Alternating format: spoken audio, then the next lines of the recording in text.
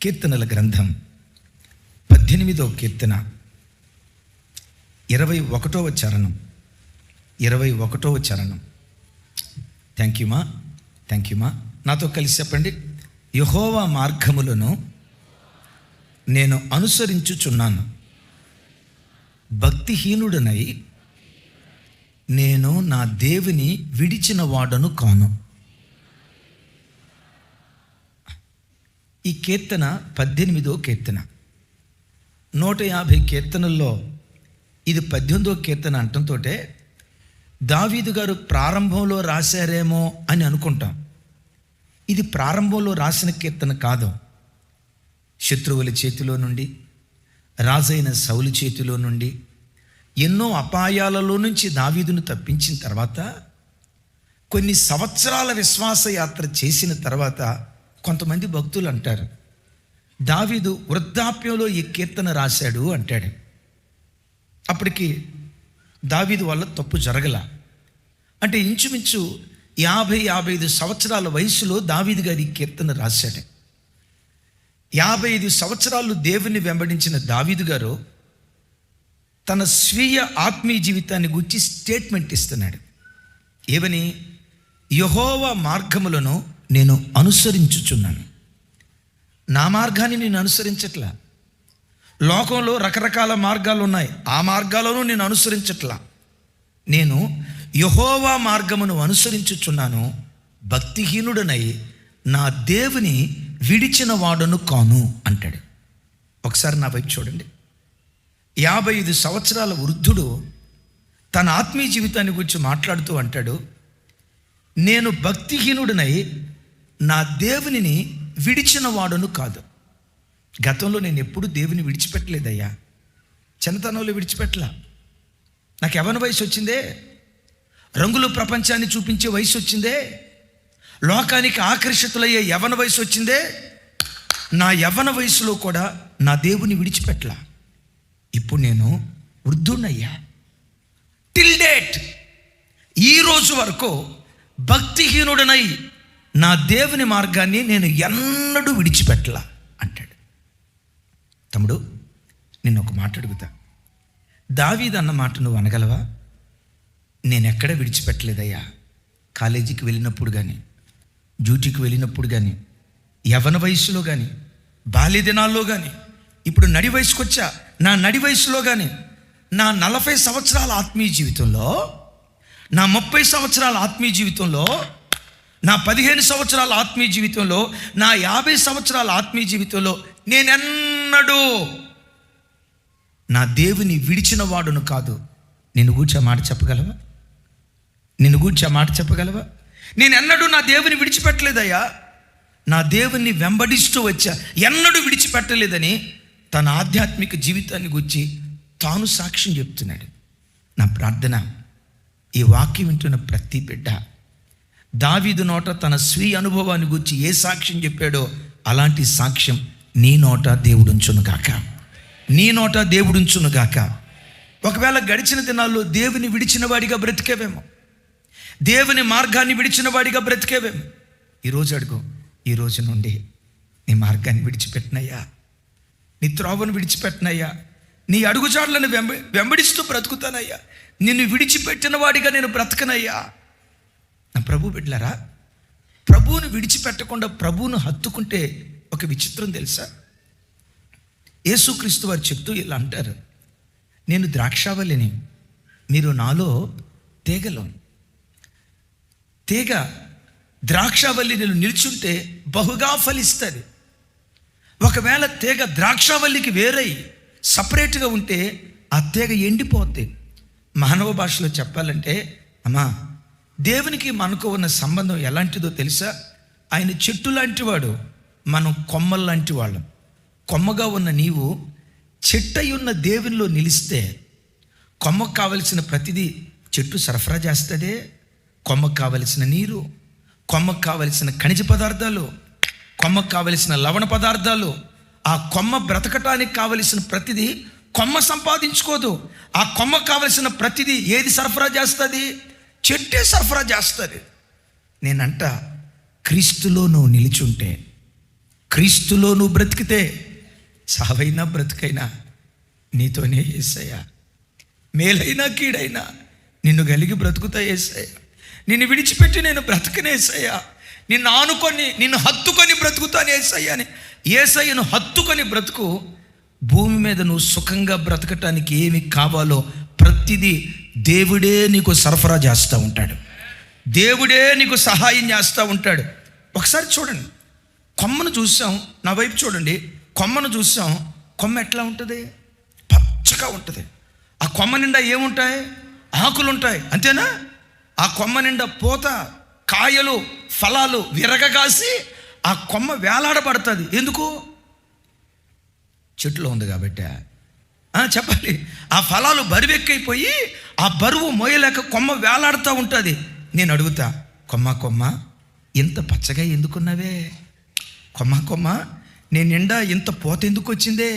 కొమ్మ కొమ్మ ఇంత విస్తారమైన కాయలు నీకు ఎట్లా వచ్చాయే? కొమ్మ అంటది, నాదేం లేదు సార్, ఆ చెట్టులో ఉన్నా సార్. చెట్టులో బ్రతికుండటాన్ని బట్టి నాకు కావలసిన ప్రతిదీ చెట్టే నాకు సరఫరా చేసింది అని కొమ్మ అంటది. నేనంట, కొమ్మ ఎప్పుడైనా చెట్టు మీద అలిగి, దేని మీద?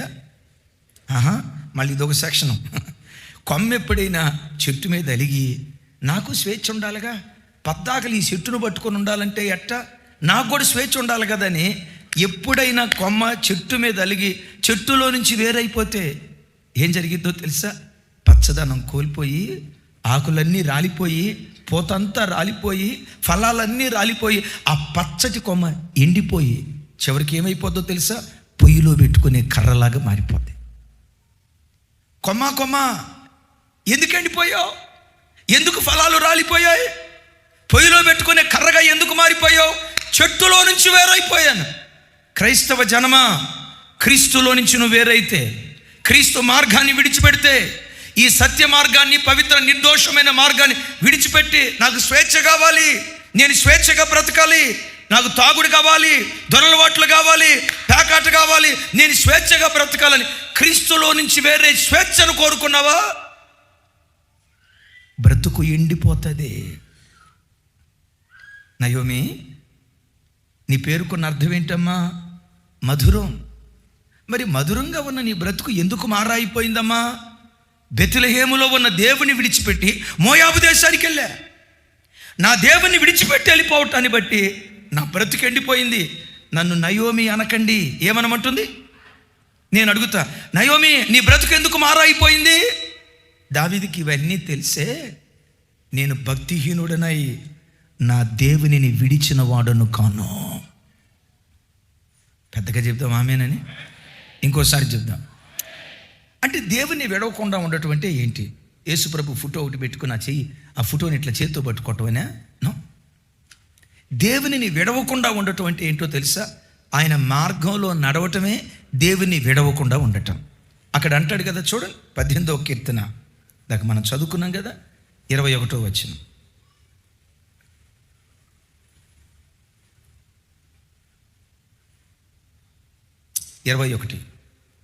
నాతో కలిసి చెప్పండి. యెహోవా మార్గములను నేను అనుసరించుచున్నాను,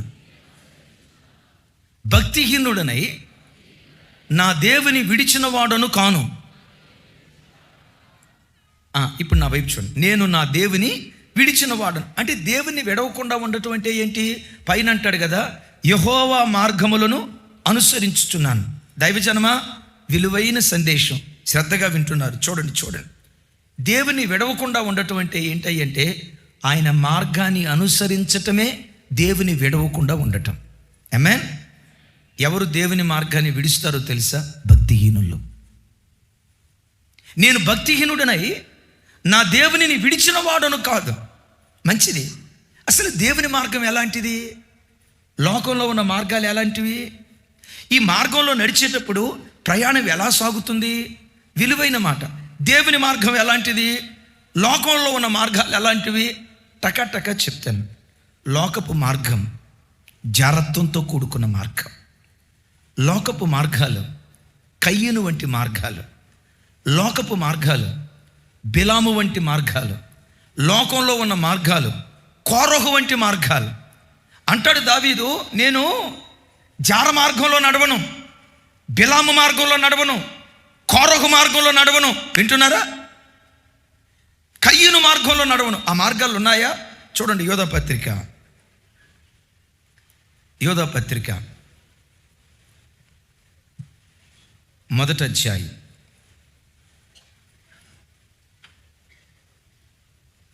11వ వచనం.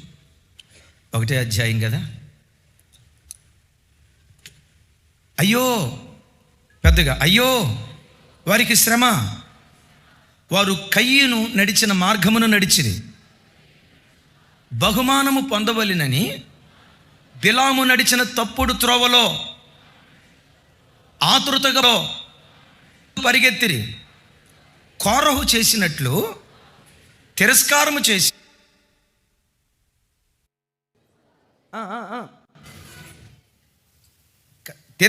చేసి అంటే ఇప్పుడు చూడండి, లోకపు మార్గాలు ఉన్నాయి, నిన్ను నాశనం చేసేయి.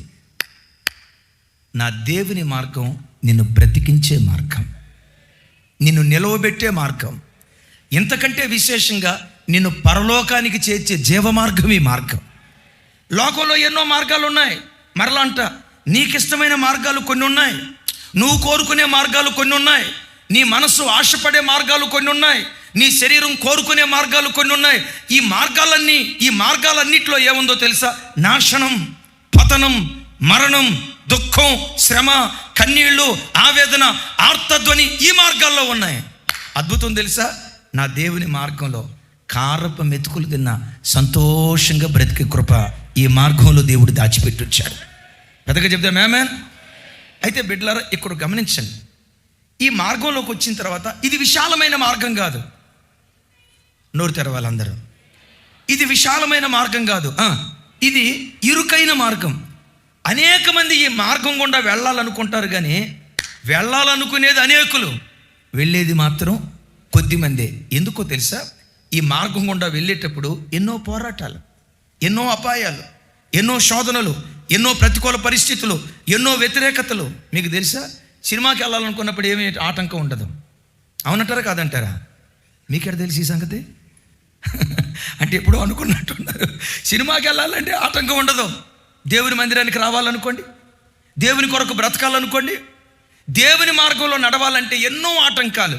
బట్ ఎన్ని ఆటంకాలున్నా ఈ మార్గంలో దేవుని కొరకు నువ్వు ఎలా బ్రతకాలో ఓ ఖరీదైన మాట చెప్తాను. చూడండి, యోవేలు గ్రంథం. మీ చేతిలో బైబిల్ ఉంటే బైబిల్ ఓపెన్ చేసి ఆ మాట టిక్ చేసుకోండి. 2వ అధ్యాయం 8వ వచనం.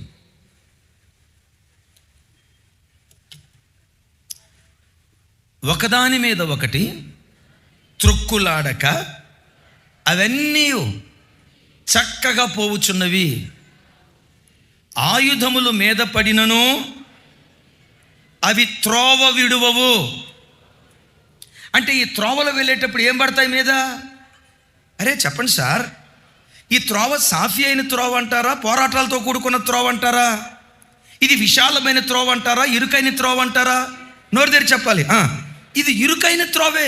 ఈ ఇరుకైన త్రోవ గుండా వెళ్ళేటప్పుడు నీ మీద ఆయుధాలు సంధించే సాతాను ఉంటాడు. అరే వీడి దేవుళ్ళు బలపడకూడదురా, వీడిని ఎట్లయినా పడగొట్టాలి, ఈ కుటుంబం భక్తిగా కట్టబడకూడదురా, ఈ కుటుంబాన్ని ఎట్లయినా పడగొట్టాలి, వీడు కూర్చున్నా లేచినా దేవుడు దేవుడు దేవుడు అంటాడు కదా, ఆ శబ్దం వీడి నోట రాకుండా ఉండాలంటే నేను ఏదో ఒక కీడు చేయాలి. అది అనారోగ్యపరంగా కానీ ఆర్థికంగా కానీ ఏ కోణంలోనైనా ఏదో ఒక కీడు చేసి వీడిని నాశనం చేయాలని రకరకాల ఆయుధాలు సాతాను సంధిస్తాడు. మనం ఎలా బ్రతకాలో తెలుసా? ఆయుధములు మీద పడినా, ఆమేన్ చెప్పండి గట్టిగా. ఎట్లా బ్రతకాలి? ఆయుధముల మీద పడిన ఎన్ని పోరాటాలు నీ బ్రతుకులో ఎదురైనా గురి యొద్దకే నువ్వు సాగిపోయే వ్యక్తిగా దేవుని కొరకు బ్రతకాలి. ఇది పోరాటాలతో కూడుకున్న మార్గం, ఇది ఇరుకైన మార్గం. వాడు ఆయుధాలు సంధిస్తున్నప్పుడు త్రోవ విడవకూడదు. రైట్. మనం ఈ త్రోవలో వెళ్ళేటప్పుడు సైతాను గాడు వేసే ఒక ఆయుధం ఏంటో తెలుసా? అపవిత్రత. నీ కళ్ళ ముందు పెట్టేది జారత్వం, నీ కళ్ళ ముందు పెట్టేది కాముకత్వం, అపవిత్రపు దురాశలు నీ ముందు పెట్టి దేవుని మార్గాన్ని విడిచి తప్పుడు త్రోవకు వెళ్ళేటట్లుగా అపవిత్రత అనే ఆయుధాన్ని మొట్టమొదట సైతాను గడు నీ మీద సంధిస్తాడు. దేవుని మార్గం ఎలాంటిది, లోకపు మార్గం ఎలాంటిది, జస్ట్ టక రెఫరెన్స్ చెప్తాను చూడండి. కీర్తనల గ్రంథం 77వ కీర్తన 13వ చరణం. 77:13. దేవా, పెద్దగా, దేవా నీ మార్గము పరిశుద్ధమైనది, దేవుని వంటి మహాదేవుడు ఎక్కడున్నాడు? ఒకసారి నా వైపు చూసి చెప్పండి రా తల్లి, ఒకసారి నా వైపు చూసి చెప్పండి. దేవా నీ మార్గములు పరిశుద్ధమైనవి, దేవుని వంటి మహాదేవుడు ఎక్కడున్నాడు? దీనికి క్లుప్తంగా చెప్తాను. దేవుళ్ళు దేవతలని పిలువబడిన వారు కోట్ల కొలది ఉన్నారు లోకంలో. పరిశుద్ధ దేవుడని పిలువబడే ఒకే ఒక్క దేవుడు మన ఆరాధ్య దైవం ప్రభు అయిన యేసుక్రీస్తు. ఇది ఈ దేవుని గొప్పతనం, ఇది ఈ దేవుని యూనిక్. ఈయనలో ఉన్న ప్రత్యేకత ఏంటంటే, సెకండ్ సెషన్లో చెప్పాను, ఒకవేళ మీరు వినకపోతే తప్పకుండా గృహానికి వెళ్ళిన తర్వాత వినండి.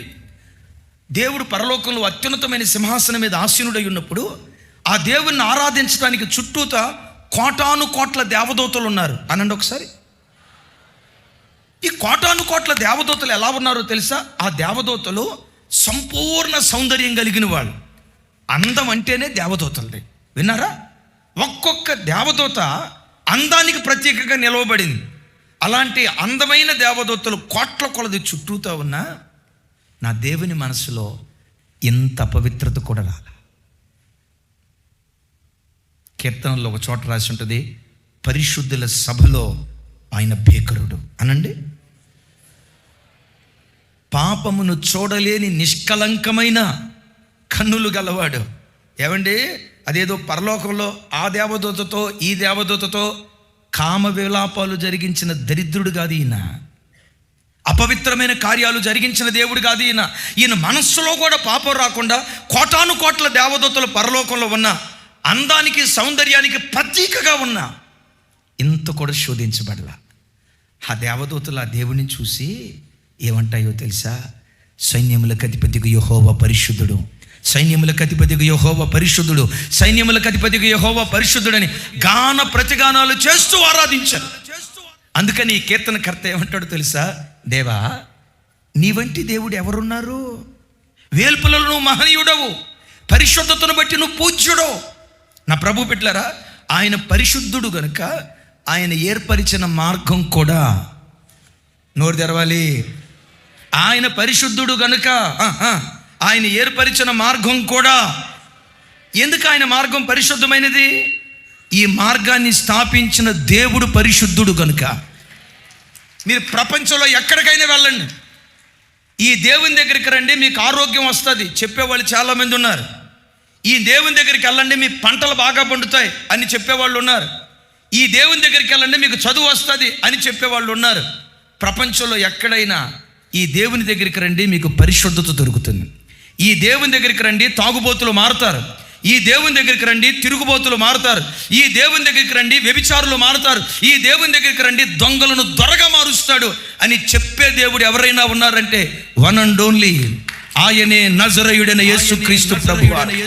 పాపిని పవిత్రుడిగా మార్చగలిగిన ఏకైక దేవుడు, దొంగలను దొరలుగా మార్చగలిగిన దేవుడు, మాంత్రికులను మార్చగలిగిన దేవుడు, వ్యభిచారులను మార్చగలిగిన దేవుడు, జారులను మార్చగలిగిన దేవుడు, ఎంత రోత బ్రతుకునైనా, ఎంత అసహ్యకరమైన బ్రతుకునైనా విప్లవాత్మకంగా మార్చగలిగిన అద్భుతమైన శక్తి ఆయన పేరే నజరేయుడైన యేసు. నజరేయుడైన యేసు, ఆయన పేరే నజరేయుడైన యేసు. ఎందుకు మార్చగలడు ఆయన? పాపిని ఎందుకు పవిత్రుడిగా చేయగలడు? ఆయన దగ్గర పవిత్రత ఉన్నది కనుక. ఏమండి, ఇంగ్లీష్ టీచర్ దగ్గరికి వెళ్తే ఇంగ్లీష్ రాదా? ఏం చెప్పరండి సార్? ఇంగ్లీష్ టీచర్ దగ్గరికి వెళ్తే ఇంగ్లీష్ రాదా? మ్యాథ్స్ టీచర్ దగ్గరికి వెళ్తే మ్యాథ్స్ రాదా? సోషల్ స్టడీస్ టీచర్ దగ్గరికి వెళ్తే సోషల్ రాదా? సైన్స్ టీచర్ దగ్గరికి వెళ్తే సైన్స్ రాదా? హిందీ టీచర్ దగ్గరికి వెళ్తే హిందీ రాదా? పరిశుద్ధుడైన దేవుని దగ్గరికి వస్తే పరిశుద్ధత రాదా? ఖచ్చితంగా వస్తుంది. మరి పరిశుద్ధత లేనివాడి దగ్గరికి వెళ్తే ఈడు పాపి ఈయన పాపి. ఇక ఇద్దరు రాసుకుంటే ఏముంటుందో తెలుసా? సన్నాసి రాసుకుంటే రాలేదు బూరిదే. విన్నారా? ఆయన పరిశుద్ధుడు కనుక ఆయన స్థాపించిన మార్గం కూడా పరిశుద్ధమైన. ఇప్పుడు ఏం చేయాలి? పరిశుద్ధమైన మార్గానికి వచ్చిన తర్వాత వ్యభిచార మార్గం నీకు కనపడుతుంది, జారత్వపు మార్గం కనపడుతుంది. ఎవరిని బిడ్డలారా, జారత్వం ఏంటో అంటే ఏంటో తెలుసా? వివాహం కాకుండా తప్పటడుగు వేసేవాడు జారుడు. వివాహమైన తర్వాత తప్పటడుగు వేయటం, విన్నారు కదా? ఈ రెండు పాపాలు నీ కళ్ళ ముందు ఉంటాయి. రా బయటికి రా. అరే, యవన వయసులో ఇంత పవిత్రంగా ఎవరు బ్రతుకుతారు? జల్సా చేయి, సంతోషించు అని ఈ అపవిత్రమైన మార్గం, జార మార్గం నిన్ను ఆకర్షిస్తుంది. సైతానుగాడు నీ మీద ఆయుధం వేస్తాడు, రా జార మార్గానికి. సైతానుగాడు నీ మీద ఆయుధం వేస్తాడు, రా అని ఈ అపవిత్రమైన మార్గాన్ని నీ ముందు పెట్టి ఆయుధాలు నీ మీద సంధిస్తాడు. మనిషివి కదా, ఎప్పుడైనా పురికొల్పబడి ఆ మార్గానికి వెళ్ళేవా? ఆ మార్గంలో ఏముందో చెప్తా. సామెతల గ్రంథం 7వ అధ్యాయం 25వ వచనం నుంచి 27వ వచనం వరకు ఒకసారి బైబిల్ తెరవండి.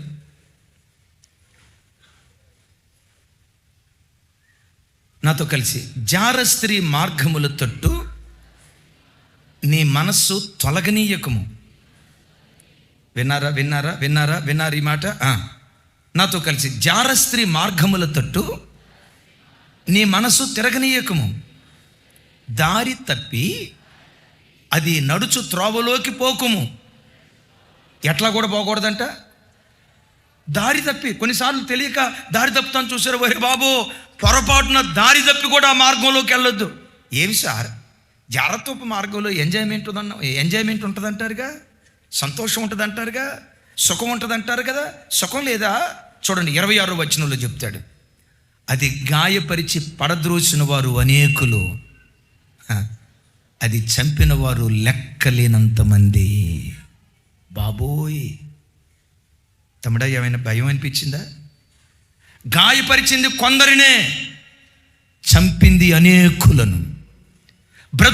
బ్రతుకు బుగ్గిపాలు చేసింది అనేకులను. ఈ జార మార్గం గాయపరిచింది కొందరినేమో కానీ చంపింది మాత్రం అనేకులను. అంతటితో ఆ మార్గం ఆపిద్దా? 27వ వచనంలో అంటాడు, దాని ఇల్లు పాతాళమునకు పోరు మార్గము, ఆ మార్గము మరణశాలకు దిగిపోవును. తమ్ముడు, యవ్వన వయసు ఉందని, ఎవరో అమ్మాయి నిన్ను ఇష్టపడిందని వివాహం కాకుండా నువ్వు తప్పటడుగు వేస్తే నీ పాపం నిన్ను చంపుతుంది, జాగ్రత్త. నీ అపవిత్రత నిన్ను చంపుతుంది, జాగ్రత్త. లోకంలో నువ్వు చంపబట్టం మాత్రమే కాదు, నువ్వు మరణమైన తర్వాత ఆ మార్గం నిన్ను ఎక్కడికి తీసుకెళ్ళింది? ఆ మార్గం పాతాళానికి ఒకరిని దించేస్తుందట. నువ్వు దిగాల్సిన అవసరంలా అదే నిన్ను దించేస్తుందట. మీలో ఎవరైనా జార మార్గంలో ఉన్నారా? వ్యభిచార మార్గంలో ఉన్నారా? తస్మాత్ ఈరోజు ప్రభు మాట్లాడుతున్నాడు, దారి తప్పి కూడా ఆ మార్గం వైపు వెళ్ళొద్దు. రెండవ మార్గం, ఆ పదాలు పదే అంటానికి ఇష్టం లేక ఆపేస్తూ ఉన్నాను. వినండి. రెండవ మార్గం, స్వపురుషుని విడిచిపెట్టి పరపురుషుడి దగ్గరికి వెళ్ళటం వ్యభిచారం. నేనంట, నా స్వపురుషుడు ఎవరో తెలుసా? మన స్వపురుషుడు ఆరాధ్య దైవం ప్రభు అయిన యేసుక్రీస్తు వారు. యేసయ్యను విడిచి సెల్ ఫోన్లో అశ్లీలమైన వాటికి ఒక్క క్షణం కూడా నువ్వు వెళ్ళొద్దు. యేసయ్యను విడిచి సోషల్ మీడియా దగ్గర నీ టైం వేస్ట్ చేసుకోకు. అంటాడు కదా, వ్యభిచారునులారా, లోక స్నేహము దేవునితో వైరమని మీరు ఎరుగరా? లోకంతో స్నేహం చేసేవాడు దేవునికి శత్రువు అయిపోతాడు అని రాస్తుంది. నాతో కలిసి చెప్పండి, వ్యభిచారునులారా, లోక స్నేహము దేవునికి వైరమని మీరు ఎరుగరా? నాకు సమాధానం చెప్పండి. ఇక్కడ మిమ్మల్ని అడుగుతా, వ్యభిచారం అంటే ఏంటి? లోకంతో స్నేహం చేయటం. లోకం అంటే ఏంటి? కూర్చున్నావంటే 1-2 గంటలు ఫేస్బుక్ దగ్గర, వాట్సాప్ దగ్గర, సోషల్ మీడియా దగ్గర అవి చూస్తూ ఇవి చూస్తూ 2-3 గంటలు నువ్వు కాలం గడిపావంటే, నన్ను క్షమించండి ఈ మాట అంటున్నందుకు, బైబిల్లో రాయబడిన మాట చెప్తాను. లోకంతో స్నేహం చేసే ప్రతివాడు ఏమై ఉన్నాడు? లోకంతో, సెల్ ఫోన్తో గంటల తరబడి స్నేహం చేసేవాళ్ళు, గంటల తరబడి సోషల్ మీడియా దగ్గర కూర్చునేవాళ్ళు. ఆ సమయం ప్రార్థనలు గడిపితే ఎంత బాగుండేదో కదా. ఆ సమయం వాక్యం దగ్గర గడిపితే ఎంత బాగుండేదో కదా, ఆ సమయం పుస్తకాల దగ్గర గడిపితే ఎంత బాగుండేదో కదా. నా దేవుని వాక్యం ఉంటుంది, లోకముతో స్నేహం చేసే ప్రతివాడు. ఇప్పుడు చెప్పండి, మన స్నేహం ఎవరితో అంటది వాక్యం అంటుంది? తండ్రితోనూ, ఆయన కుమారుడైన యేసుక్రీస్తు వారితోనూ, ఆయన పంపిన పరిశుద్ధాత్మతో మనం స్నేహం చేసే వ్యక్తులుగా ఉందుముగాక. చప్పలు కొడితే సైకో స్తోత్రాలు చెప్తాం. అయితే ఇక్కడ ఒక మాట చెప్తాను. ఈ మార్గం ఎలాంటిది? దేవుని మార్గం ఎలాంటిది? పవిత్రమైన మార్గం. ఓ మాట అంటారా, ఈ మార్గంలో నడవటం అంత తేలికేం కాదు, అలాగని కష్టం కాదు, అలవాటు అయితే బహు తేలిక. ఈ మార్గంలో నడవటం కష్టంగానే అనిపిస్తుంది. అయితే ఈ మార్గంలో నడవటానికి ఆయన పిల్లలైన మనం చేయాల్సిన దివ్యమైన పని ఏంటో తెలుసా? బాగా వినండి. అయ్యా, ఈ మార్గంలో నేను నడవలేకపోతున్నానయ్యా. శరీరమేమో పాపాన్ని కోరుకుంటుంది, మనసేమో నిన్ను కోరుకుంటుంది, నా కన్నేమో అపవిత్రత కోరుకుంటుంది, నా అంతరంగమేమో నిన్ను కోరుకుంటుంది. నా గుండెల్లో నీ కొరకు బ్రతకాలని ఉందయ్యా. ఈ శరీరపు కోరికలు జయించలేకపోతున్నా, నా వల్ల కావట్లేదయ్యా. ఈ దురాలోచనలు జయించలేకపోతున్నా, నా వల్ల కావట్లేదయ్యా. నా అంతరంగం నిండా నీవున్నావు. అట్ దట్ సేమ్ టైం నా శరీరమేమో లోకాన్ని జుర్రుకోవటానికి పరిగెత్తుతుంది. ఏం చేయాలో అర్థం కావట్లే. ఈ రెండింటి మధ్య ఇరుకును పడుతున్నానయ్యా అంటే జీవితాంతం ఇక బలహీనుడుగానే, ఆత్మీయ మార్గంలో అంగవైకల్యం కలిగిన వాడిగానే నేను మిగిలిపోతాను. నడవలేనా? ఒక అద్భుతం. ఇది కష్టతరమైన మార్గమైనా దేవుని సన్నిధిలో నీ ప్రార్థన చేస్తే, దేవా నీ మార్గంలో నడిచే శక్తి నాకు దయచేయవా అని దేవుని సన్నిధిలో హృదయపు లోతులో నుంచి నువ్వు ప్రార్థన చేస్తే, ఈ మార్గంలో నడవటానికి బలాన్ని దేవుడు నీకు ధరింపజేయటం ప్రారంభిస్తాడు. వన్స్ దేవుడు నీకు బలం ఇవ్వటం ప్రారంభించాడా, అప్పుడు ఈ మార్గంలో నత్తలాగా నడవు. వినారా? తాబేలాగా నువ్వు నడవు. అప్పుడు నీ నడక ఎలా ఉంటుందో తెలుసా? నీ కాళ్ళను లేడి కాళ్ళగా దేవుడు చేసి చెంగురుమని ఎగురుకుంటూ వెళ్ళిపోయే కృప దేవుడు ఇవ్వటం ప్రారంభిస్తాడు. వా, దావీదు చేసింది అదే. చూడండి అన్నమాట. 18వ కీర్తన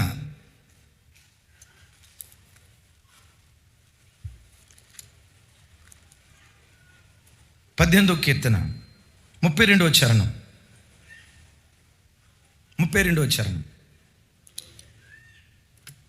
అందరూ నాతో కలిసి నాకు బలము ధరింపజేయువాడు ఆయనే, నన్ను యథార్థ మార్గమున నడిపించువాడు ఆయనే.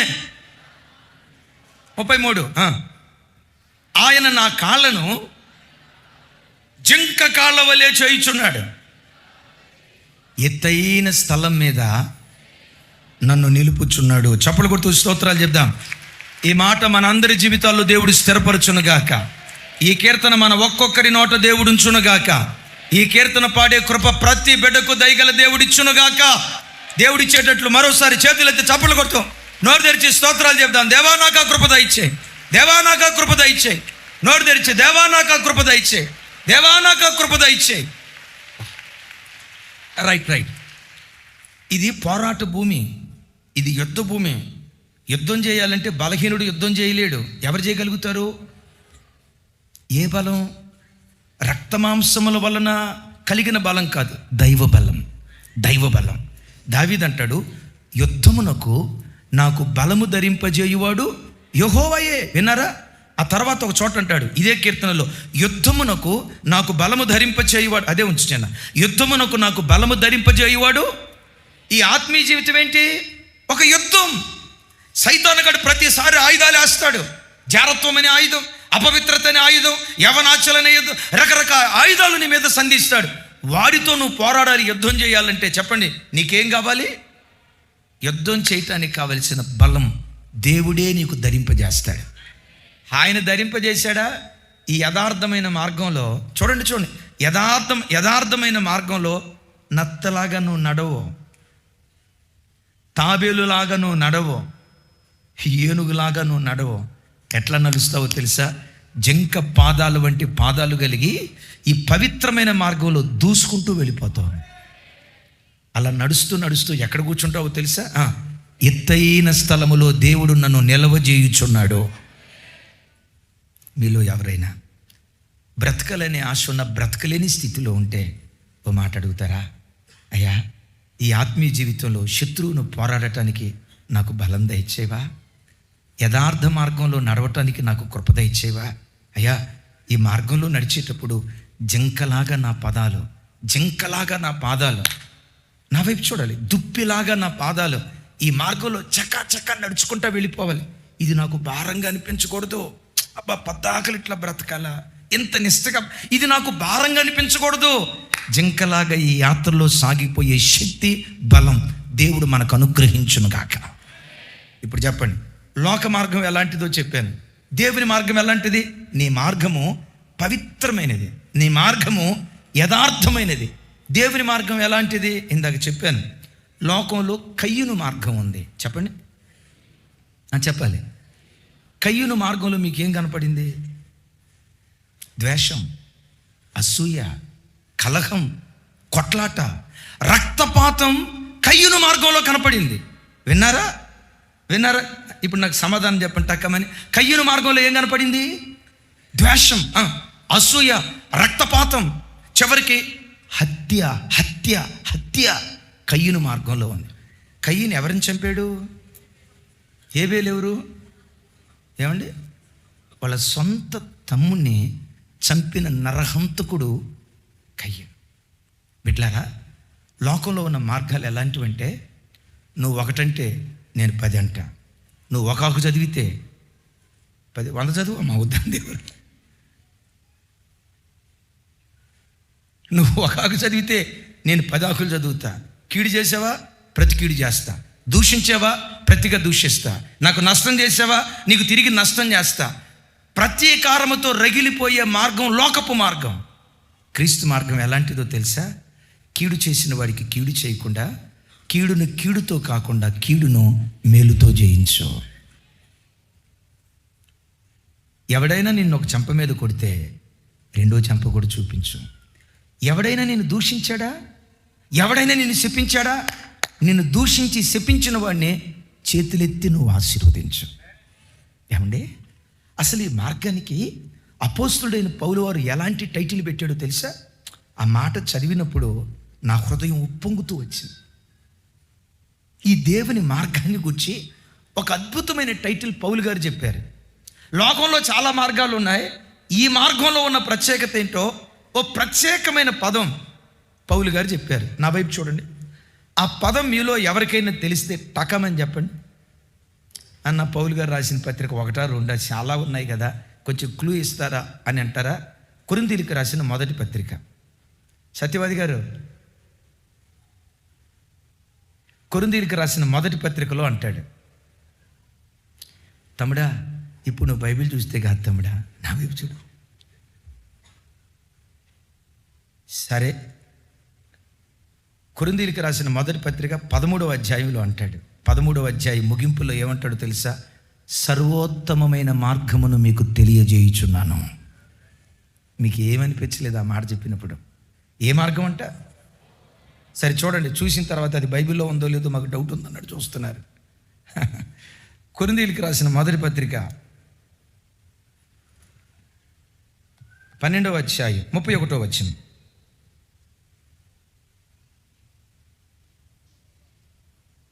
చివరి వచనం.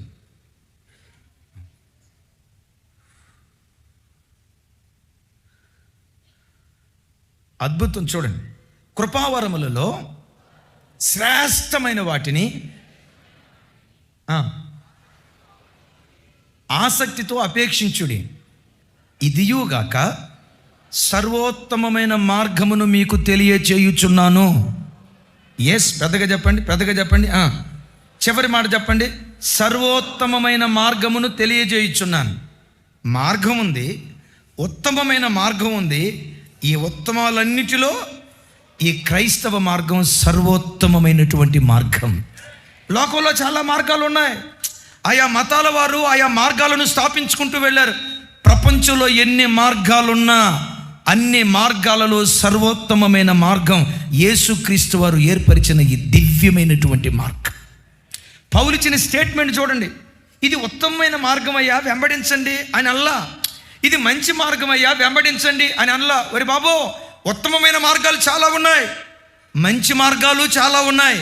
కానీ ఈ మార్గం ఎలాంటిదో తెలుసా? సర్వోత్తమమైన మార్గం, ది బెస్ట్. దీనికి మించింది ఇంకొకటి లేదు. ఏమండి, లోకంలో ఉన్న మార్గాలు, నీకు ఎవరైనా మేలు చేశారా? మేలు చేయి. నీకు ఎవరైనా కీడు చేశారా? అస్సలు వదిలిపెట్టద్దు. నువ్వు దెబ్బకి దెబ్బ కొట్టకపోతే నువ్వు శాతకనుడు అనుకుంటారు. అందుకని నువ్వు అట్టుండొద్దు. వాడు ఎక్క దెబ్బ కొడితే ఏసై తెగ్గొట్టు. ఆ మార్గం బాగుందా బాలేదా? మీరు అట్లా చెప్తే ఎట్లమ్మా? నీకెవరైనా మేలు చేశారా? వాళ్ళకి మేలు చేయి, బాగుందా బాలేదా? నీకెవరైనా కీడు చేశారా? నీకు కీడు చేసిన వాడికే నువ్వు కీడు చేయి, అందరికీ చేయొద్దు. నీకెవరైనా కీడు చేస్తే కీడు చేసిన వాడికి కీడు చేయి, బాగుందా బాలేదా? మనకు బాగాలేదు. ఎందుకు బాగాలేదు తెలుసా? మనం వెళ్ళిన మార్గం సర్వోత్తమమైనటువంటి మార్గం. ఏమంటే నేను ఒక మాట అంటా, బాగాలేదు అని మీరు ఎందుకు అన్నారంటే, ఏమంటే నేను అంటా, 100కు 100 మార్కులు తెచ్చుకున్నవాడు ఉన్నాడు. వాడి దగ్గరికి వచ్చి నాకు 35 మార్కులు వచ్చినాయి బెదరు అని అంటంతో, well done my dear brother, అద్భుతంగా మార్కులు తెచ్చుకున్నావు అని అంటాడా? ఏమంటాడు? అరే 100కు 35 ఎట్లా వచ్చినాయిరా? మరి నీ దేడిది మార్కులాగా ఉన్నట్టుంది నీది, నీ తెలివి ఏమైపోయిందిరా? 100కు 100 రావాలరా, 100 రాకపోతే రాకపోయినాయి, కనీసం 90 అనండి. అదే 90 ప్లస్ అన్న రావాలి కదా అంటారు. నేనంటా, దెబ్బకి దెబ్బ కొట్టండి, మేలుకు మేలు చేయండి, ఈ మార్గం బాగుందంటే బాగాలేదని ఎందుకన్నారు తెలుసా? మీరున్న మార్గం. పెద్దగా చెప్పండి ఆ మాట. అయ్యా, నాకు ఆ మాట చదివినప్పుడు నా ప్రభు మనకి ఏర్పరిచిన మార్గం ప్రపంచంలో ఉన్న మార్గాలన్నిటిలో సర్వోత్తమం, the best, the best, the best. ఓ మాట చెప్పంటారా? సర్వోత్తమమైన మార్గమును మీకు తెలుపుచున్నాను అని చెప్పి ఆ అధ్యాయం అక్కడతో ఆపి ఇప్పుడు 13వ అధ్యాయం ప్రారంభం ఏమంటాడు తెలుసా? ఆ సర్వోత్తమమైన మార్గమే ప్రేమ. పెద్దగా చెప్పండి. చెప్పాలి. బిడ్డలారా, ఒకసారి నా వైపు చూడండి. మీ జీవితంలో ఎవరైనా మిమ్మల్ని ద్వేషించారా? మీరు వాళ్ళని ద్వేషించకపోయినా నిష్కారణంగా మిమ్మల్ని ద్వేషించారా? ఆ ద్వేషించిన వ్యక్తులను గూర్చిన బాధ గుండెల్లో ఉండి ఆ బాధ కాస్త పగగా మారిపోయిందా? ఆ బాధ కాస్త ద్వేషంగా మారిపోయిందా? ఒక మాట అడగండి, ప్రభా, నా శత్రువును కూడా ప్రేమించే మనసు నాకు దయచే. నన్ను దూషించిన వాడికి కూడా, నన్ను ద్వేషించిన వాడికి కూడా ప్రేమను పంచే కృప నాకు దయచే. మరలా చెప్తున్నా, ఇది వినినంత తేలిక కాదు, చెప్పినంత తేలిక కాదు. ఈ మార్గంలో నడవాలంటే, కుడి చెంప మీద కొట్టిన వాడికి రెండో చెంప చూపించేంత స్థాయికి మనం ఎదగాలంటే నీ బలంతో నడవలేవు. ఈ యుద్ధంలో దేవుడు నీకు బలం ధరింపజేస్తే ఈ మార్గాన్ని భారంగా ఎంచుకోకుండా జింకలాగా చెంగుమని ఎగురుతూ సాగిపోయే కృప దేవుడు అనుగ్రహిస్తాడు. పెద్దగా చెప్తాం ఆమేన్. నేను గతంలో చెప్పా, మంచి మాట ఎన్నిసార్లు చెప్తే తప్పేముంది. ఇక్కడికి రాకమునుపు ఒక అపార్ట్మెంట్ దగ్గర ఉండేవాళ్ళం. అప్పుడు చిన్న కాలనీలో ఆరాధన జరిగేది. ఆ రోజుల్లో మనది ఒక ఆటో ఉండేది, బ్లాక్ ఆటో. ఆ ఆటో మీద చాలా సేవ చేసాం. ఓ రోజు ప్రొద్దునే ఆ పాల ప్యాకెట్ కోసం సెకండ్ ఫ్లోర్ నుంచి గ్రౌండ్ ఫ్లోర్కి వెళ్తున్నా. మెట్ల దగ్గర ఒక ఆయన నిలబడ్డాడు. నా వైపు ఎట్టాగే చూశాడు. ఉరి అంటారు చూసారా? అదే సూపులతో చంపుతారంటారు చూసారా? ఆ సూపులతోనే అదో రకంగా చూశాడు. ఆయన ఎవరో నాకు తెలియదు, అసలు ఆయన ముఖం ఎట్టుంటుందో నాకు తెలియదు. మొట్టమొదటిసారి చూస్తున్నా, నన్ను ఉరి చూశాడు. మనకెందుకు పని, మనకెందుకు, ఆయన ఎవరు, ఎందుకు చూస్తున్నాడోలే అని లోపట అంతరంగ పురుషుడు అన్నాడు. బయటోడు ఏమంటాడు తెలుసా? మనకెందుకులే అని పోతే రేపు మళ్ళా చూస్తాడు. నువ్వు కూడా ఒక సూపు చూడు, చూడండి పాస్టర్ గారు, నేను నా లోపట ఎంత పోరాటం ఉందంటే, అక్క మీ లోపట ఎంత పోరాటం ఉంటుందో. సేవకుని, నేను రోజు వాక్యం చెప్పే దైవ సేవకుని, నా లోపట ఎంత పోరాటం జరిగిందంటే, అయ్యా మీ లోపట పోరాటం కాదు, ఏకంగా యుద్ధాలే జరుగుతాయి. నువ్వు కూడా చూడు. మనం జట్టు వింటే ఆయన ఎందుకు చూస్తున్నాడో తల పక్కకి తిప్పి నడుచుకుంటా వెళ్ళిపోయా. మెట్లు కాడ అడ్డంగా ఎట్లా నిలబడ్డాడు. నేనేం చేసాను తెలిసి ఇట్లా సైడ్కి వెళ్ళిపోయా. ఆలోచన, ఎందుకు నిలబడ్డాడు ఆయన? ఎప్పుడు నేనేమనలేదే. అసలు ఆయన ఎవరో నాకు తెలియదే, ఎందుకు వచ్చాడు? సరే ఏమోలే. రెండో రోజు మరలా ప్రార్థన అయిపోయిన తర్వాత 7 ఆ ప్రాంతంలో పాల ప్యాకెట్ కోసం కిందకి వెళ్తున్నా. నా ఆలోచనలు లేదు. ఆ గ్రౌండ్ ఫ్లోర్ మెట్ల దగ్గరికి వచ్చేసరికి మరలా నిలవబడి ఉన్నాడు. ఈసారి ఏం చేస్తున్నాడో తెలుసా? నేను ఎప్పుడు వస్తానా అని ఎదురు చూస్తున్నట్లుగా అట్లా మెట్ల వైపు చూస్తా ఉరివిరు ఇట్లా అంటున్నాడు. బయట ఒకడు అంటాడు, నిన్నే చెప్పారా నీకు, నువ్వు కూడా ఒక చూపు చూడు. అరే అదే ముళ్ళును ముళ్ళుతోనే తీయాలా, నువ్వు కూడా ఒక చూపు చూడు అని బయట ఒకడు అంటాడు. లోపల వద్దు, మనకెందుకు, మనం బోధించేదేంటి? ఈ చెంప కొడితే ఈ చెంప చూపించు, సాధువులాగా గొర్రెపిల్లలాగా బ్రతుకు, ఇది కదా నువ్వు బోధించేది, నువ్వు అట్లాగే ఉండు. తల దించిన గిట్టాగే చూస్తున్నాడు. లోపట అగ్నిపర్వతం పని మండుతూ ఉంది. చూడాల్సిందే, మనకెందుకు పోనే అని మెల్లిగా ఎట్లా వెళ్ళిపోయా. ఎట్లా చూశాడు. సర్లే ఇట్లా కాదులే అని చెప్పి రేపు పాలు తీసడానికి వచ్చేటప్పుడు టైం మార్చాల. 7ంటికి కాకుండా 7:30కి వస్తా, అప్పుడు కనపడ్డగా అని చెప్పి 3వ రోజు 7:30కి వచ్చా. విచిత్రం ఏంటో తెలుసా? 7:30కి నిలవబడ్డాడు, శిలలాగా నిలవబడ్డాడు. ఎప్పుడు వస్తానా ఎదురు చూద్దామని ఎంత క్యూరియాసిటీతో ఎదురు చూస్తున్నాడో. ఇక 3వ రోజు కనపడేసరికి నా లోపల రెండోవాడు అసలు ఊరుకోలా, వరి పిచ్చినా ఇలా, నువ్వు కూడా చూడు, ముళ్ళును ముళ్ళుతోనే తీయాలా అను, నువ్వు కూడా చూడు. ఇక నేను ఆగల. ఒకరోజు ఓర్చుకుంటాం, నేను పాస్టర్ గారిని,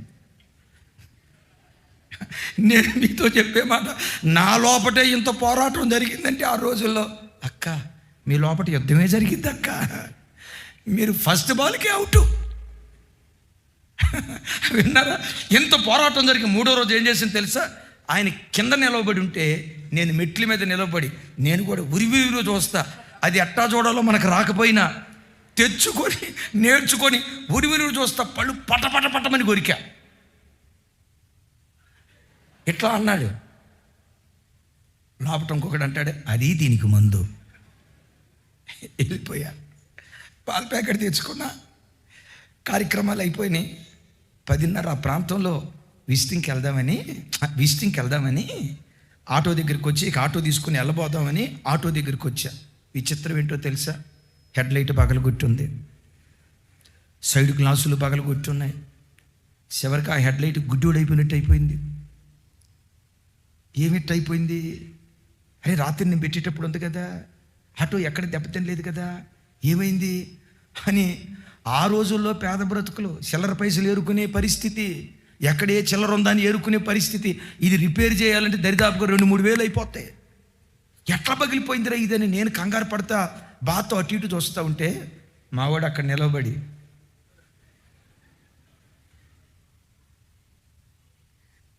దేవుడు అన్నాడు, ఉరిమిరి చూసావుగా, నీకు ఇచ్చిన ప్రతిఫలంలో నేను అదే. నా చేతిలో ఏం చేయలేక ఆటో అక్కడ ప్రక్కన పెట్టి చేతిలో బైబిల్ తీసుకుని వెళ్తా ఉంటే దేవుడు నాతో మాట్లాడాడు. సేవకుడా, నీ చేతిలో వాక్యం ఉంది, నీ నోట వాక్యం ఉంది, నీ హృదయములో వాక్యం లేదు. నిలవబడ్డావు. వాళ్ళు ఆయుధాలు వేస్తారు. ఈ మార్గం ఒక రోజు నిలవబట్టం కాదుగా, 2 రోజులు నిలవబట్టం కాదుగా, వారం నిలవబట్టం కాదుగా. ప్రభు చిత్తమైతే వచ్చే వారం చెప్తాను. మనం కడగబడిన రక్తం నిత్య నిబంధన సంబంధమైన రక్తం. చప్పట్లు కొడుతూ స్తోత్రాలు చెప్తాం. అంటే ఈ కట్టుబాటుకు ఎంతకాలం మనం బ్రతకాలి?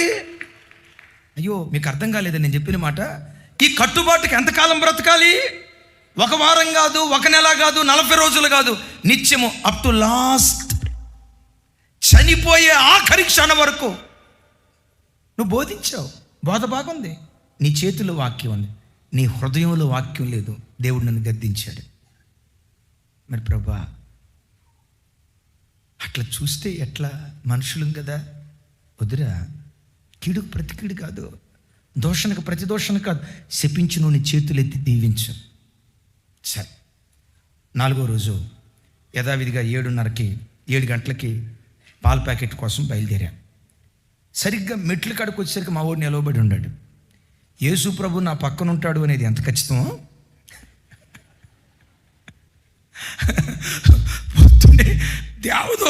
పొద్దున్నే ప్రత్యక్షమయ్యాడు. దేవుడు ఏమంటాడు తెలుసా? నువ్వు ఆయన చూసి పళ్ళు పటపట కొరకొద్దు, ఉరిమిరు చూడొద్దు. ఏం చేయమంటావు? ప్రభా నమస్కారం సార్ అను. ఏంటి నమస్కారం సార్ అను. ప్రభా అవునరా నమస్కారం అను, పలకరించమంటావు ప్రభా? పలకరించి చూడు. మెట్ల దగ్గరికి వచ్చి ఆయన చూసి సార్ నమస్తే సార్ అన్న. ఆయన ఏం చేశాడు తెలుసా? ఎవరికి నమస్కారం చేస్తున్నాడని అటు ఇటు చూశాడు. నేను ఆయన ముందే నిలబడి సార్ నమస్తే సార్, బాగున్నారా? పిల్లలు బాగున్నారా సార్? ఆయన నా వైపు చూసి బాగున్నావు సార్, మీరు బాగున్నారా అన్నాడు. బాగున్నావు సార్, థ్యాంక్ యూ సార్, పాల కోసం వెళ్ళి వస్తా సార్ అని. అద్భుతం తెలుసా? ఆ రోజు నుండి ఈ రోజు వరకు కనపడలేదు అక్కడే. మేము ఆ అపార్ట్మెంట్ ఖాళీ చేసి వచ్చేటప్పుడు ఎంత ఏడ్చాడో. ఒక మాట అన్నాడు, సార్ ఈ భూమి మీద శాంతి కాముకులు ఎవరైనా ఉన్నారంటే, శత్రువులను కూడా ప్రేమించగలిగే మనసు కలిగిన వాళ్ళు భూమి మీద ఎవరైనా ఉన్నారంటే ఒక్క క్రైస్తవ జాతి మాత్రమే సార్. కయ్యానికి మీరు కాలుదోవరు సార్, మాటకు ప్రతి మాట అనరు సార్, దోషణకు ప్రతి దోషణ చేయరు సార్. మీ దేవుడు మీకు ఆ నీతి విలువ నేర్పేడు సార్. ఆ రోజు మీ ఆటో పగలగొట్టింది నేనే, నన్ను క్షమించండి సార్. ఇలాంటి పొరుగును మేము ఎక్కడా చూడలేదు.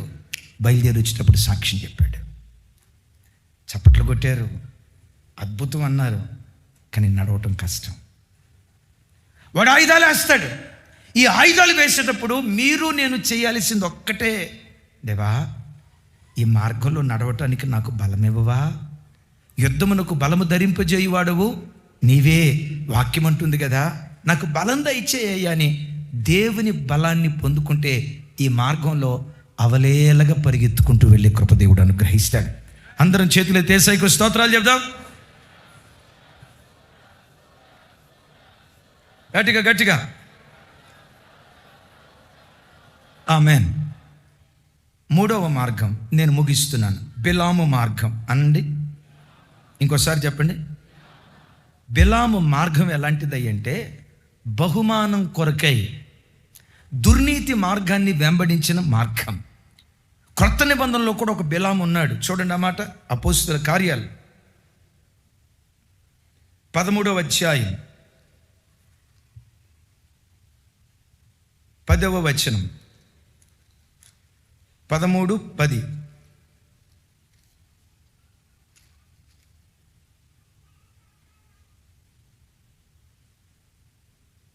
రైట్, 13:10 అందరూ చూడండి. అక్కడ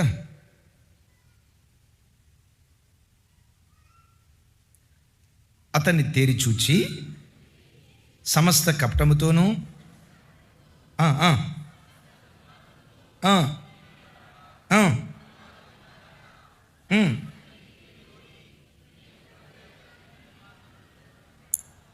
రైట్, దేవుని తిన్నని మార్గాన్ని చెడగొట్టేవాడు. ఈ రోజున చాలామంది దేవుని తిన్నని మార్గాన్ని, దుర్నీతి వలన కలిగే బహుమానాన్ని ఆశపడి తిన్నని మార్గాన్ని విడిచిపెట్టి తప్పుడు త్రోవలకు వెళ్తున్నారు. గతంలో ఒకసారి చెప్పా, కొంతమంది పరిశుద్ధాత్మ పేరు చొప్పున వ్యాపారం చేస్తున్నారు. ఈ తిన్నని మార్గాన్ని విడిచిపెట్టి తప్పుడు త్రోవలకు వెళ్తున్నారు. ఓ రోజు పొద్దున్నే ఒక తల్లి వచ్చింది, అయ్యగారు దేవుడు మీకు ప్రవచనం చెప్పమని నన్ను ప్రేరేపిస్తున్నాడు అయ్యగారు, నిన్నటి నుంచి ఒకటే ప్రేరేపణ కలిగింది అయ్యగారు అని. దేవుడు నాకు ఏదైనా ప్రవచనం చెప్పాలంటే డైరెక్ట్గా నాకు చెప్తాడు. నాకెందుకు మీడియేటరు? నీ ద్వారా ఎందుకు చెప్తాడు? లేదయ్య గారు దేవుడు నన్ను రేపుతున్నాడు మీకు. సరే ఏం చెప్తావో చెప్పమ్మా అని మోకరించా, అప్రయత్నంగా మోకరించా. ఆమె ప్రార్థన స్టార్ట్ చేసింది. అరే నా కుమారుడా,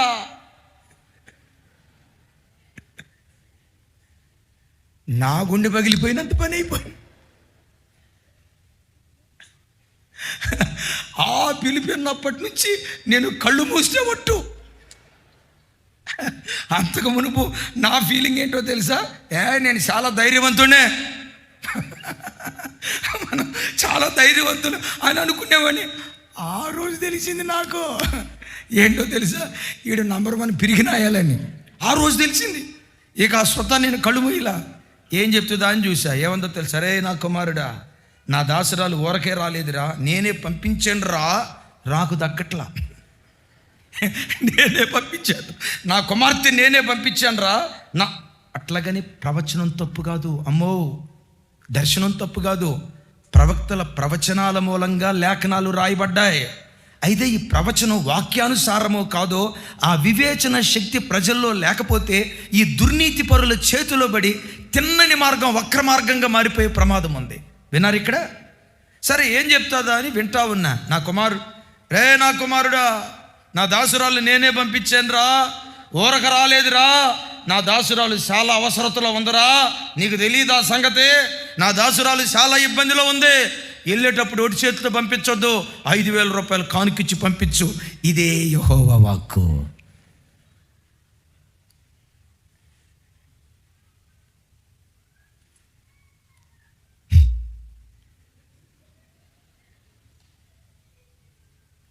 తర్వాత ప్రార్థన చేసి ఆమెనంది. నేను మౌనంగా కూర్చున్నా. ఏముందో తెలుసా, అయ్యగారు ఇందాక ఏదో దేవుడు మాట్లాడినట్టున్నాడే, ఏంటి మీరు మౌనంగా కూర్చున్నారు, ఏదో మాట్లాడినట్టున్నాడే అంది. నేనన్నా, ప్రవచనం చెప్పి నీకు జ్ఞాపకం ఉంటుంది కదమ్మా, నువ్వే చెప్పు ఏం చెప్పాడో. ప్రవచనం చెప్పటమే మాకు కానీ అయ్యగారు ఏం చెప్పావో మాకు గుర్తుండదు అంది.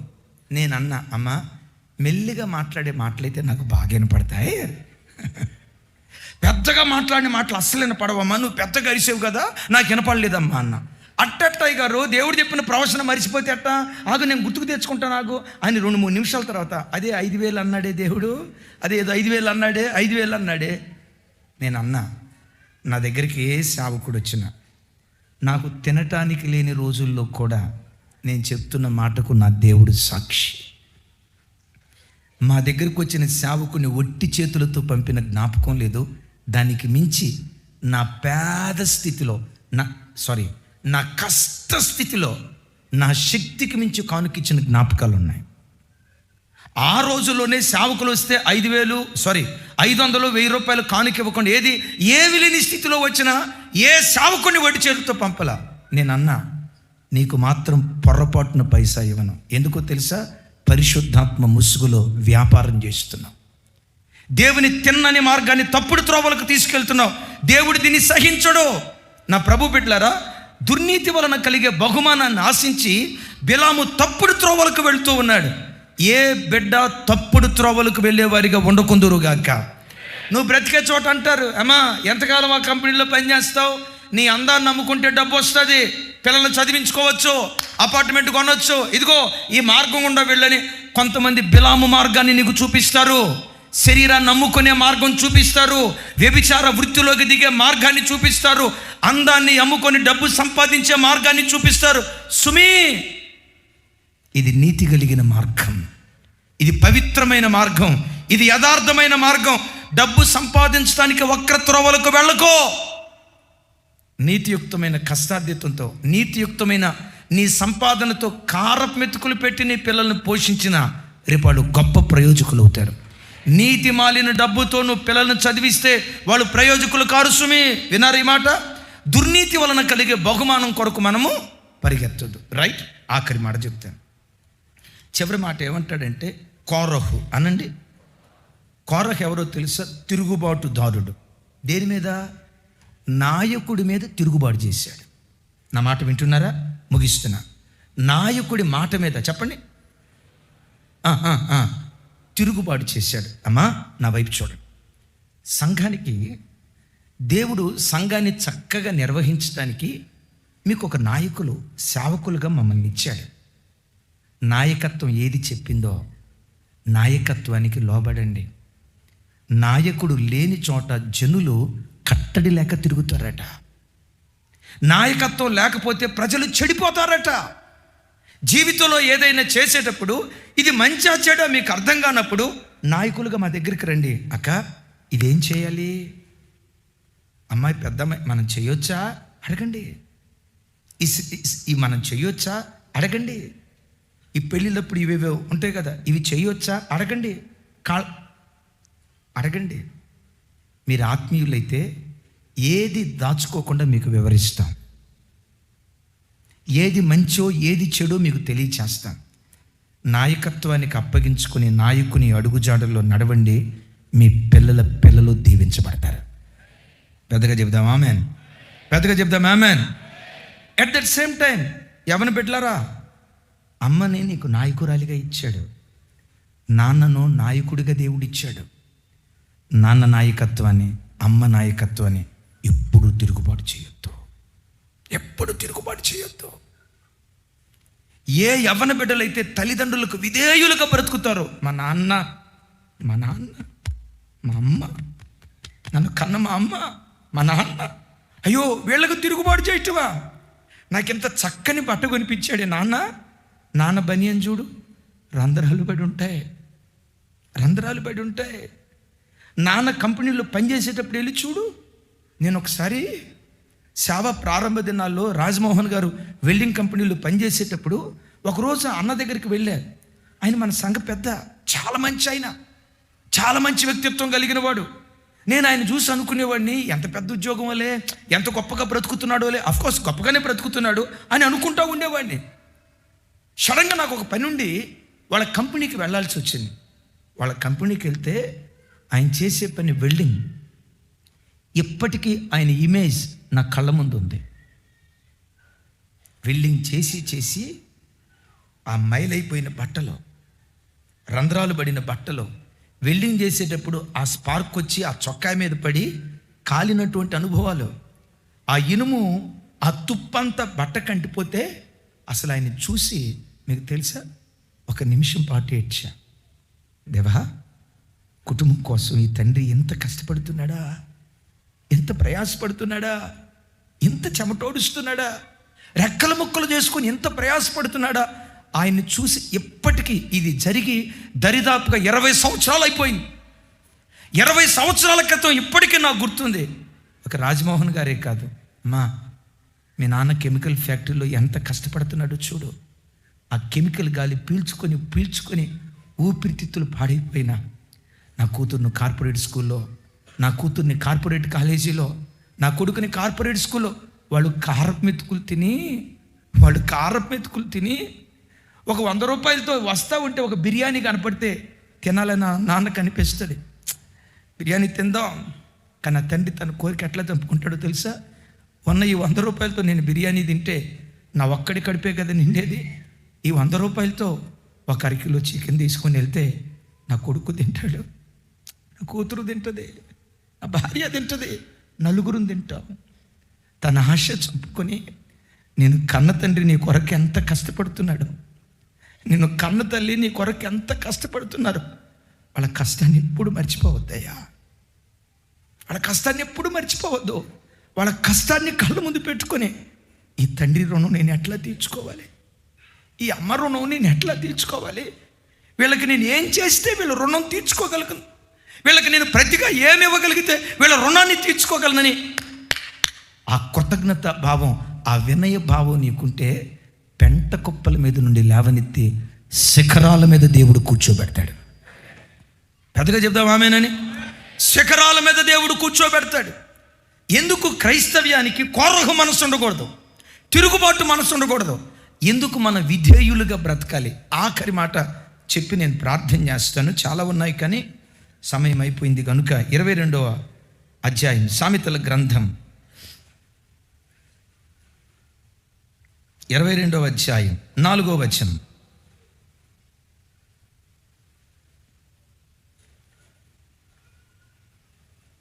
ఒకసారి నాతో కలిసి అందరూ చెప్పండి మాట. యెహోవా యందు భయభక్తులు కలిగి ఉండుట వినయమునకు ప్రతిఫలం, ఐశ్వర్యమును ఘనతయు జీవమును దాని వలన కలుగును. ఒకసారి నాతో కలిసి పెద్దగా చెప్పండి. యెహోవా యందు భయభక్తులు కలిగి ఉండుట వినయమునకు ప్రతిఫలం. అంటే యెహోవా యందు భయభక్తులు కలిగి బ్రతకటం అంటే ఏంటి? వినయంగా జీవించటమే. వినయం ఒక్కటి మనకుంటే ఐశ్వర్యము, ఘనత, జీవం. ఒకటి కొంటే 2 ఫ్రీ అంటారు చూసారా? ఒకటి కొంటే 3 ఫ్రీ అంటారు చూసారా? ఒక సొక్కాయి కొంటే 2 సొక్కాయలు ఫ్రీ అంటారు చూసారా? ఈ వాక్యం వింటున్న నీ బ్రతుకులో నువ్వు ఒక్కటి చేస్తే, వినయశీలిగా నువ్వు బ్రతికితే, వినయశీలుడిగా నువ్వు బ్రతికితే 3 దీవెనలు దేవుడు నీకు అనుగ్రహిస్తాడు. ఐశ్వర్యము, ఘనత. 3వది మీకు తెలుసా? ఒక్క ఆదాము అవిధేయత ప్రపంచంలో ఉన్న ప్రజలందరినీ అనీతిమంతులుగా చేస్తే, యేసుక్రీస్తు వారి విధేయత ప్రపంచంలో ఉన్న ప్రజలందరినీ నీతిమంతులుగా మార్చింది. ఒక్కడి విధేయత. విన్నారా? ఉదయం ఫస్ట్ సెషన్లో చెప్పాను. ఒక్కడు దేవుని కొరకు నిలవబడితే, ఒక్కడు దేవుని కొరకు బ్రతికితే, ఆ ఒక్కడి ద్వారా జాతుల్ని దేవుడు ఉద్ధరించడం ప్రారంభిస్తాడు. దేవునికి 100 మంది అవసరంలా అనండి. దేవునికి 100 మంది అవసరంలా. నీ ఉద్దేశం సరైనదైతే, ఆ సరైన కార్యం చేయటానికి నువ్వు అడుగులు వేస్తే, మంచి పనులు చేసేవాడికి ఎప్పుడు దేవుడు తోడుగానే ఉంటాడు. ఉన్నతమైన కార్యాలు చేసే వాళ్ళకి ఎప్పుడు దేవుడు తోడుగానే ఉంటాడు. యేసయ్యకి మహిమ కలుగును గాక. యేసయ్య ఒక్కని విధేయత లోకంలో ఉన్న ప్రజలందరినీ నీతిమంతులుగా మార్చింది. దేవుని మాటకు విధేయత చూపి, సేవకుల మాటకు విధేయత చూపి, తల్లిదండ్రుల మాటకు విధేయత చూపి, పెద్దల మాటకు విధేయత చూపి, దేవుని ప్రతి మాటకు లోబడి నువ్వు బ్రతికితే, ఈ మార్గంలో మరణం లేదు, ఈ మార్గంలో శాపం లేదు, ఈ మార్గంలో నాశనం లేదు, ఈ మార్గంలో కృంగిపోవటం లేదు. ఒకవేళ ఈ మార్గంలో నడిచేవాడు ఒకవేళ కృంగిపోయినట్లున్నా, దేవుడు బాహుబలత చాపి కృంగిన స్థలంలో నుంచి లేవనెత్తి సింహాసనం మీద కూర్చోబెట్టడానికి దేవుడు శక్తి కలిగిన వాడు. ఈ మార్గంలో ఓటమి లేదు. కొన్నిసార్లు ఓటమి అనిపిస్తుంది. అవును, చదువులో కొన్నిసార్లు ఓటమి అనిపిస్తుంది, వ్యాపారంలో కొన్నిసార్లు ఓటమి అనిపిస్తుంది, కొన్నిసార్లు ఓటమి అనిపిస్తుంది. నేనంట, నీవెప్పటికీ ఓడిపోవు. ఎందుకు ఓడిపోవో తెలుసా? నీవు ఆరాధించే దేవుడు ఓటమి ఎరుగని మకుటము లేని మహారాజు. ఆయన గెలిచేవాడు గనక ఆయన నిన్ను గెలిపిస్తాడు. ఈ రోజు కాకపోతే రేపు, రేపు కాకపోతే మరుసటి రోజు, ఏ రోజుకైనా నువ్వు విజేతగా దేవుని కొరకు నువ్వు నిలవబడతావు. చివరికి ఈ మార్గం మనల్ని ఎక్కడికి తీసుకెళ్తుంది? ఈ మార్గానికి పెట్టబడిన పేరు జీవమార్గం. అనండి, జీవమార్గం ఎక్కడికి తీసుకెళ్ళిద్ది? ఆ పరలోక రాజ్య వారసులుగా ఒక్కొక్క బిడ్డను దేవుడు నిలుపునుగాక. మనం ఒక మాట అనాలి, నేను నా దేవునిని విడిచిన వాడను కాను. అంటే దేవుని విడవటం అంటే పరిశుద్ధతను నేను విడిచిపెట్టలేదయ్యా, ప్రేమను విడిచిపెట్టలేదయ్యా, దుర్నీతి వలన కలిగే డబ్బు కోసం నేను పరిగెత్తలేదయ్యా, అవిధేయుడిగా నేను బ్రతకలేదయ్యా, విధేయుడిగా నీ కొరకు బ్రతికేనని ఈ మాట చెప్పగలిగే స్థాయికి మనందరినీ ప్రభు లేవనెత్తునుగాక.